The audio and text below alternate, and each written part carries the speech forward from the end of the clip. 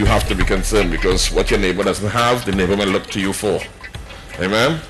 All married women have to be concerned about single women and pray for them to get husbands. Why? They might think about your husband. Oops. And we all have to be concerned. All married men have to be praying for single men. Alright? Amen? That's where we concerned. Now, one of the first things now, how do we come up to this? And I kind of work backwards because I'm working for the Lord. And in the book of Romans, chapter 8, he says we know how to pray for what as we ought.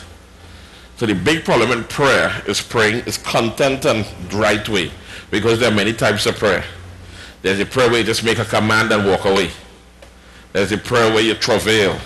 There's a prayer where you listen to God. A prayer where you submit your will to God. There's supplication with thanksgiving. You understand? There are all different kinds of prayers. You want to know that you're praying the right prayer and you're praying the right content also too, because what you ask God for is what you get answered to. Lord, why am I broke? Doesn't teach you how to be broke. It just teach you what you're doing wrong. You understand? Like Job 31. Job 31 gives you about 10 different reasons how to be broke. You understand? It doesn't tell you how to get rich.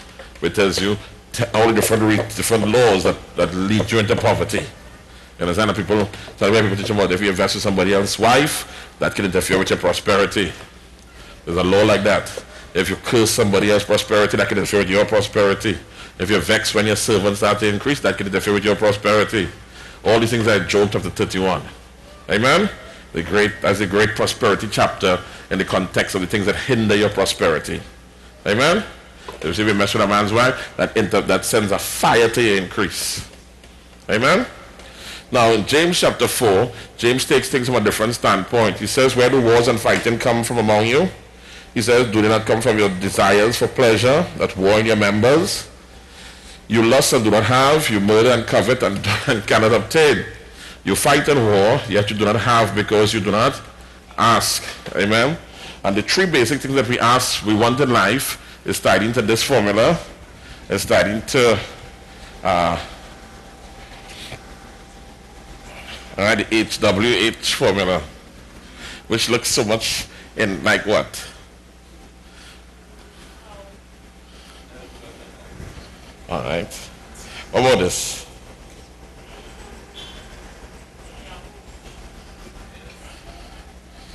You know what that is? That's God. God's name. All right. So it's health, wealth, and honor. All right. This is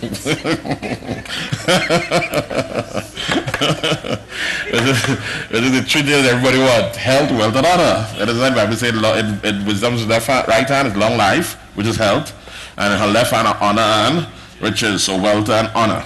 Okay? So everybody wants those things, and he's saying basically that people don't get it, because they do not pass God through the equation. So somebody look at somebody else and they say, man, they look at Amina and say, I wish I was pretty like that girl and sexy like her. And then after they vex, and all of a sudden every time Amina comes up, she talk, you get agitated. You understand what I'm saying? Because I hate that girl. And you don't know why you hate her. Because you're lusting and wishing you had her beauty. Alright? Alright. And maybe I had kids, so maybe you look at this, Kizian's charm and beauty, and they say, my God, creation has been so evil to me. You know? And all the different, I could go through each woman here, so I have time for that, right? But y'all talk to Jesus, right? He says, yet you do not have because you do not ask. Alright? Now the thing about asking, why is it that we believe we have the right to ask God for something and get an answer?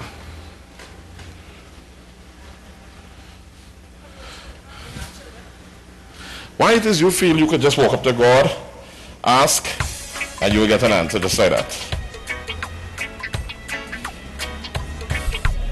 Who tell you you could do that? Jesus said that? Yeah.